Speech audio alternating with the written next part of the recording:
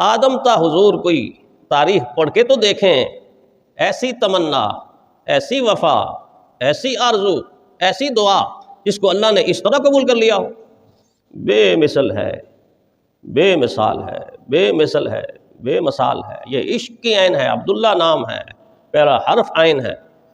یہ وہ عشق ہے جس کو کہتے ہیں کہ غیر فانی ہوتا ہے۔ محبت کس کو کہتے ہیں؟ محبت غیر فانی ہے۔ محبت وہ سمندر ہے جہاں پانی ہی پانی ہے، جہاں پانی ہی پانی، ایسا جذبہ جس پہ کبھی موت نہیں آنے والی، ایمانی جذبہ۔ اللہ نے کیا ماحول بنا کے اتنا قریب کر دیا، اتنا قریب کر دیا۔ اور پھر آپ ذرا تصور تو کریں، جب میرے اور آپ کے آقا کی ظاہری آنکھیں بند ہو گئیں، ماحول کیا بن گیا؟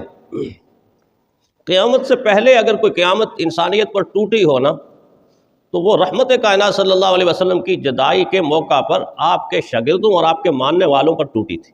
اس سے بڑی قیامت کوئی نہیں تھی۔ جس کے پاس یہ خبر پہنچتی تھی حضور پردہ فرما گئے، اس کی چیخیں بلند ہو جاتی تھی، اس کی ہچکی بلند ہو جاتی تھی۔ ایک گھر کا سربراہ جب جاتا، والد اگر انتقال کر دے، چھوٹے چھوٹے بچوں کو جب پتہ چلتا ہے، بچیوں کو پتہ چلتا ہے، ان کی کیفیت کیا بنتی ہے؟ کوئی یوں رو رہا ہے، کوئی ادھر رو رہا ہے، کوئی ادھر رو رہا ہے، کسی کو ماموں سنبھال رہا ہے، کسی کو چچا سنبھال رہا ہے، کسی کو ماں سنبھال رہی ہے، کسی کو خالہ سنبھال رہی ہے، دلاسا دے رہی ہے، تسلی دے رہی ہے۔ وہ وقت دیکھیں، تسلی دینے والا ہی کوئی نہیں، تسلی دینے والا ہی کوئی نہیں۔ کون تسلی دے گا؟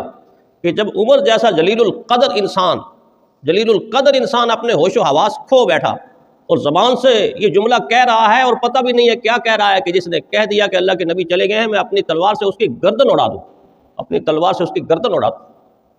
ابو ہریرہ یوں سر جھکائے ہوئے، آنسوں کی برسات سے مدینہ کی زمین گیلی اور تر ہو رہی ہے۔ بلال کی زبان سے یہ جملہ، لم تلدنی امی، لم تلدنی امی، میری ماں مجھے نہ ہی جنتی، مجھے نہ ہی پیدا کرتی، آج یہ قیامت کا سامنا مجھ پر نہ ہوتا۔ حضور کی لخت جگر، صبت علیہ مصائب لو انہا صبت علی الایام سرنا لیالیا، یہ لفظ دہرا رہی ہیں، اتنے غم ٹوٹ پڑے ہیں، ایک غم نہیں، غموں کا پہاڑ ٹوٹ پڑا ہے، اتنا بڑا پہاڑ کہ سفید دنوں پر پڑ جاتا تو سفید دن کالی راتیں ہو جاتی، کالی راتیں ہو جاتی۔ ماحول تو دیکھیں کس طرح کا ماحول ہے۔ لیکن شاید پیارے پیغمبر صلی اللہ علیہ وسلم کو معلوم تھا کہ یہ موقع آنا ہے، یہ وقت آنا ہے، اور زندگی میں ٹریننگ دے دی کہ کھینچ کر مسلح پر کھڑا کے ہمت تو بڑھ جائے نا۔ اس طرح ہوتی ہے تربیت کہ زندگی ہی کے اندر مسلح پہ کھڑا کچھ استقامت ملے، کچھ برداشت اور ہمت بڑھے۔ 17 نمازیں مسلح پر کھڑے کر کے اپنی زندگی میں پڑھائیں، اشارہ کر دیا کہ اس وقت تسلی دینے والا کوئی نہیں ہوگا، میں ایک ایسی ذات، ایک ایسی ہستی کو تیار کر کے جا رہا ہوں کہ جس کے دل کے اندر تو غموں کے طوفان اٹھ رہے ہوں گے، غموں کی موجیں اٹھ رہی ہوں گی، کیونکہ جس کی آرزو یہ ہے کہ نظر میری ہو، نظارہ نبوت کا چہرہ ہو۔ پھر نبوت کا چہرہ جب پس پردہ جانے والا ہے تو اس سے بڑا غم کس کو ہوگا؟ اس سے بڑا غم کس کو ہوگا؟ مگر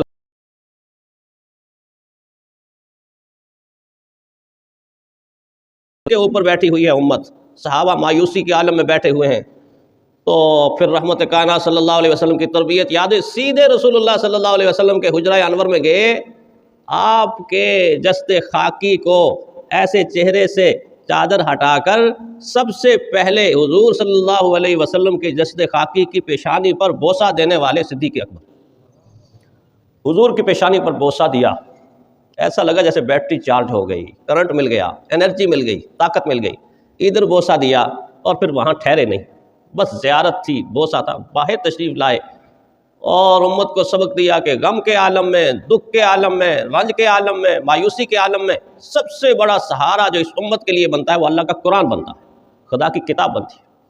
اللہ کی کتاب کی تلاوت شروع کر دی، وما محمد الا رسول قد خلت من قبلہم الرسل افإن مات أو قتل انقلبتم على أعقابكم ومن ينقلب على عقبيه فلن يضر الله شيئا۔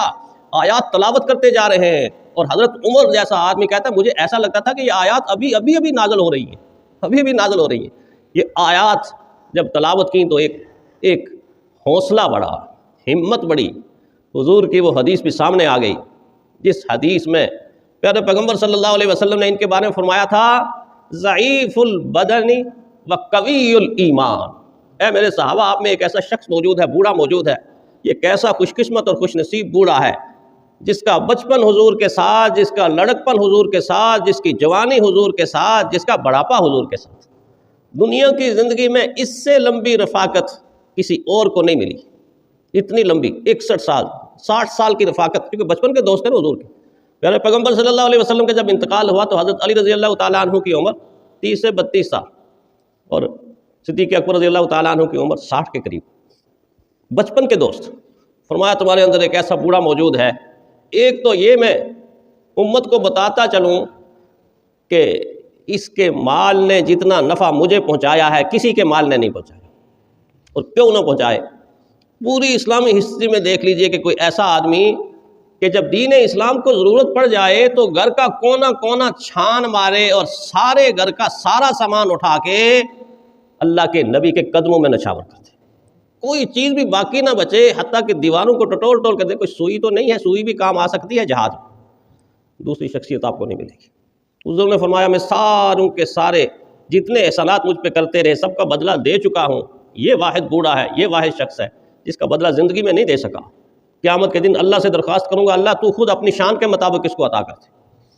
عقل حیران ہوتی ہے، ساری امت کے محسن امام الانبیاء ہے، محبوب کبریا ہے، آمنہ کے لال ہے، اور آمنہ کے لال یہ فرما رہے ہیں میرے محسن صدیق اکبر رضی اللہ تعالیٰ۔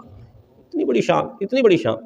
فرمایا ضعیف البدن، اس کا جسم تو بڑا کمزور ہے، وقوی الایمان، اس کا ایمان پہاڑوں کی طرح مضبوط ہے، پہاڑوں کی طرح مضبوط ہے۔ اس لیے تو حضرت علی رضی اللہ تعالیٰ عنہ سے پوچھا امیر المومنین اس امت کا سب سے بڑا بہادر کون ہے؟ حالانکہ سب سے بڑے بہادر حضرت علی رضی اللہ تعالیٰ عنہ ہیں، ان کا لقب ہی یہی حیدر کرار ان کا لقب ہے، اللہ نے بڑی شجاعت اور بڑی بہادری سے نوازا۔ لیکن آگے سے فرمایا اس امت کا سب سے بڑا بہادر ابوبکر صدیق۔ سوال کرنے والا حیران، امیر المومنین آپ کا تو لقب، آپ شیر خدا ہے۔ فرمایا ٹھیک ہے، آپ ٹھیک کہہ رہے ہیں، لیکن ایک بات ایسی ہے جو ان میں موجود ہے باقی کسی میں نہیں۔ ہم پوری دنیا کے بوجھ کو اٹھا سکتے ہیں، نبوت کے بوجھ کو صرف صدیق اکبر اٹھا سکتا ہے، نبوت کے بوجھ کو صرف صدیق اکبر اٹھا سکتا ہے۔ اور یہاں پر بھی استقامت کے کوہ گراں بن گئے، اس یتیم امت کو تسلی دی، اور تسلی دے کے فرمایا نہیں نہیں گھبرانا نہیں ہے، ابھی تو عین باقی ہے۔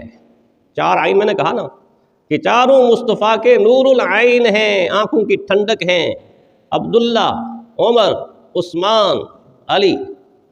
ایک عین، پہلی عین ابھی آئی۔ میں سوچتا ہوں جب 2 سال کے بعد ہی تو انتقال ہو گیا نا، حضور صلی اللہ علیہ وسلم کے رخصت ہونے کے 2 سال بعد ہی انتقال ہو گیا، تو خیال آتا ہے جب پیارے پیغمبر صلی اللہ علیہ وسلم کے ساتھ سلایا ہوگا، حضور سے ملاقات ہوئی ہوگی، اور اس ملاقات کے لیے تو صحابہ تڑپتے رہتے تھے، اتنے تڑپتے تھے کہ حضرت بلال رضی اللہ تعالیٰ عنہ کے جب آخری وقت آیا تو گھر والوں کی زبان سے کچھ ایسے جملے نکلے جس طرح عام طور پہ ہوتا ہے کہ آپ چلے جائیں گے۔ فرمایا نہیں نہیں نہیں نہیں، میرے لیے تو سب سے زیادہ خوشی کا یہ موقع ہے، ادھر روح پرواز کر جائے گی، ادھر آمنہ کے لال سے ملاقات ہو جائے گی۔ ملاقات کے تو متلاشی تھے نا، تو جب حضور سے ملاقات ہوئی ہوگی، حضور نے سوال کہ کس کے سہارے پر یتیم امت کو چھوڑ کر آئے ہو؟ کس کے سہارے پر یتیم امت کو چھوڑ آئے ہو؟ تو یہی عرض کیا ہوگا اللہ کے محبوب آپ بھی تو اللہ کے سہارے پر چھوڑ کے آئے تھے، میں بھی اللہ ہی کے سہارے پر چھوڑ کے آیا ہوں۔ اگر ایک عشق کی عین آپ تک پہنچ گئی ہے تو ابھی عدل کی عین باقی ہے، عمر کی عین باقی ہے۔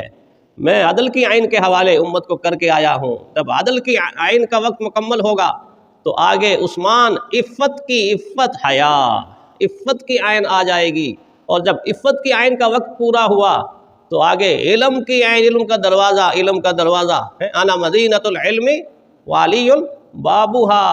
اے اللہ کے محبوب ابھی تو علم کی عین باقی ہے، امت علم کی عین کے ساتھ گزارا کرے گی۔ کیسی عین ہے؟ 4 عین کٹھی، عبداللہ، عمر، عثمان، علی، اور بے مثل کردار، بے مثل کردار۔ کوئی ہے ایسا دنیا میں بادشاہ کہ جس کو امیر بنایا گیا ہو اور وہ صبح کو بازار میں جائے اور بازار میں کوئی آواز مجھے مزدور چاہیے، مجھے مزدور چاہیے، آواز لگی الاجیر الاجیر، مجھے مزدور چاہیے، تو پیچھے سے آواز آئی انا الاجیر انا الاجیر، میں مزدور ہوں، میں مزدور ہوں، بتاؤ تیرا کیا کام ہے؟ جب آواز لگانے میں ہٹ کے دیکھا تو ابوبکر صدیق تھے، امیر المؤمنین تھے، میں مزدور ہوں، میں کام کروں گا، بتاؤ تو صحیح تیرا کام کیا ہے؟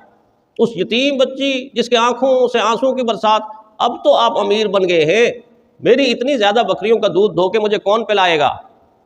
تو فرمایا اب ہی تو میری ذمہ داری بڑھ گئی ہے، پہلے تو میں صرف اجر کے لیے ثواب کے لیے کرتا تھا، اب تو میرا فرض بن گیا ہے کہ میں ہی تیری بکریوں کا دودھ نکال کے تیرے گھر کے اندر رکھ دوں۔ اب ہی تو میری ذمہ داری بن گئی ہے کہ مدینہ کے نواحی علاقے میں نابینا بڑھیا ہو اور فجر کی نماز میں بعد میں پڑھاؤں، پہلے جا کے اس کے گھر کی صفائی کروں۔ صدیق اکبر نے نقشہ قائم کیا کہ امت آنے والے زمانے میں دیکھے گی کہ لوگوں کے گھروں کا صفایا کرنے والے تو بہت ہوں گے مگر صفائی کرنے والا کوئی نہیں ہوگا۔ لوگوں کے گھروں کا صفایا کر کر کے پیسے جمع کر کر کے اپنی آخرت کو خراب کرنے والے تو ہزاروں لاکھوں ہوں گے، لیکن غریب بڑھیا کے گھر کی صفائی کرنا اور اس کے برتنوں میں پانی بھرنا اور پھر وہاں سے منہ چھپا کے نکلنا اور آ کے فجر کی نماز کی امامت کروانا، یہ ابو بکر کا ہی کام ہو سکتا ہے، صدیق اکبر کا ہی کام ہو سکتا ہے۔ رحمت کائنات صلی اللہ علیہ وسلم کو اللہ تعالیٰ نے چن چن کے ایسی ہستیاں دی ہیں کہ جو بے مثل ہیں، بے مثال ہیں۔ دنیا قیامت تک بہت کچھ بنائے گی، جہاز بنتے جائیں گے، ٹرینیں بنتے جائیں گے، کمپیوٹر بنتے جائیں گے، لاکھوں مشینیں ایجاد ہوتی جائیں گی، لیکن قیامت تک ساری دنیا مل کر بھی ایک ابو بکر نہیں بنا سکتی، ایک عمر نہیں بنا سکتی، ایک علی نہیں بنا سکتی، ایک عثمان نہیں بنا سکتی۔ جو کردار سازی آمنہ کے لال نے کی ہے وہ کردار سازی قیامت تک دوسرا کوئی نہیں کر سکتا۔ ان کی مثل اور ان کی مثال کوئی بنا ہی نہیں سکتا۔ یہ ہے اصل میں کام، انسانیت پر کام، انسان کو انسان بنانا، آدمی کو انسان بنانا، یہ اصل ہے۔ باقی مشینیں جتنی ایجاد ہو جائیں اس سے انسانوں کے دلوں کے اندر محبت پیدا نہیں ہوگی، افراتفری تو پیدا ہو سکتی، بے چینی اور بے قراری تو پیدا ہو سکتی ہے، ماحول کے اندر عجلت پسندی تو پیدا ہو سکتی ہے، کچھ سہولیات مل جاتی ہیں، مگر درد انسانیت کا نہیں پیدا ہو سکتا ہے۔ اس لیے کہا نا کہ ہے دل کے لیے موت مشینوں کی حکومت۔ احساس مروت کو کچل دیتے ہیں آلات، احساس مروت کو کچل دیتے ہیں آلات۔ تو جو حضور نے بنایا وہ قیامت تک کوئی نہیں بنا سکے۔ حضور صلی اللہ علیہ وسلم نے یہ شخصیات بنائی ہیں اللہ کی توفیق سے۔ تو جمادی الثانی کا یہ مہینہ صدیق اکبر رضی اللہ تعالیٰ عنہ کے عشق کی عین کو یاد دلاتا ہے کہ نام عبداللہ تھا، پہلا حرف عین تھا۔ جس طرح انہوں نے والہانہ محبت حضور سے کی اور والہانہ خدمت حضور کی امت کی، اسی طرح ہر مسلمان کو چاہیے کہ والہانہ محبت اپنے آقا سے کرے